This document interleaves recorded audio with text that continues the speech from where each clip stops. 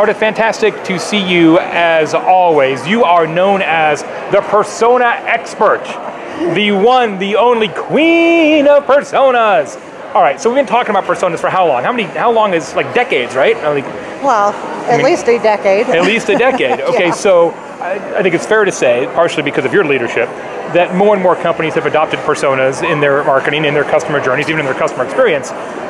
But I find, and maybe you agree, that a lot of these personas are a little loose. It's a little weak. It's like, hey, let's sit in a conference room and imagine what our customers are, and then we'll call it a persona. What is the difference between a persona that's just okay and a persona that's really good? Well, the difference is the depth of information. So for example, everything in your persona should be actionable. It should inform your content marketing strategy in some way.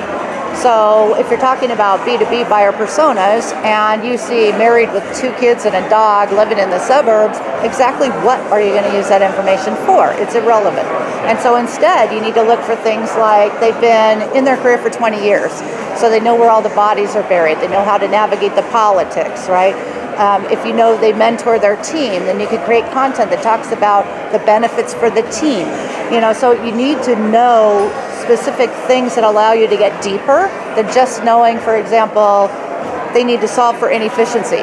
What does inefficiency mean in context? Yeah. Is it that their go-to-market processes are too convoluted, and so it's adding months to the product launch time?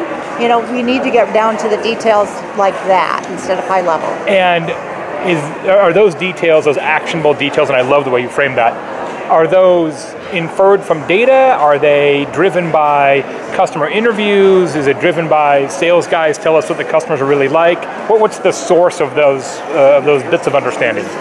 Well, it can be all of those things. Most importantly for me is the interviews, and then data, of course, but my favorite thing in the world, I have 2 now. First is LinkedIn, because where else could you look up profiles for people that would be just like your personas and find out what they wrote about themselves? All right, this is such a great tip. I just want to make sure you guys are paying attention here. Ardath Albee, the queen of personas, says, go to LinkedIn, find your customers, use their LinkedIn profile as raw material to figure out what those customers really like, and use that to build your personas. Love that idea, stealing it right now. Well, for example, when I talked about knowing that they mentor their team, so when you see recommendations, and Larry was a great mentor to me through my time at such and such a company. You find Says it right there. If you see it repeatedly on profiles Clearly of that as a mentor. persona type, then people in that kind of job role tend to be mentors. So smart. But my other favorite, this is my other favorite, it's a site called crystalknows.com. Have you heard of it? I've heard of it, yeah, Crystal Knows. So I will go out from the list of profiles I look up on LinkedIn and enter their name and geography and Crystal Knows, and it gives you back a set of personality attributes for each one.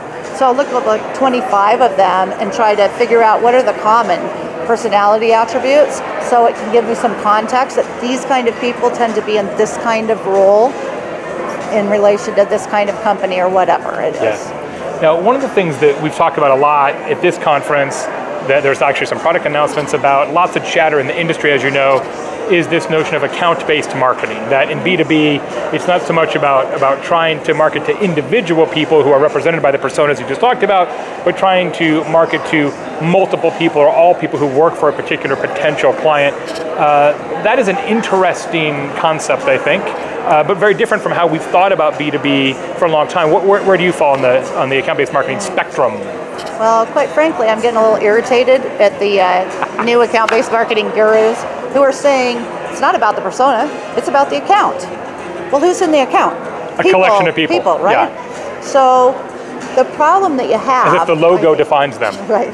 But the problem you have is there's a bunch of attributes that may be representative of the companies that are like your best customers. So you can use those attributes to make a list, but you still have to deal with the people.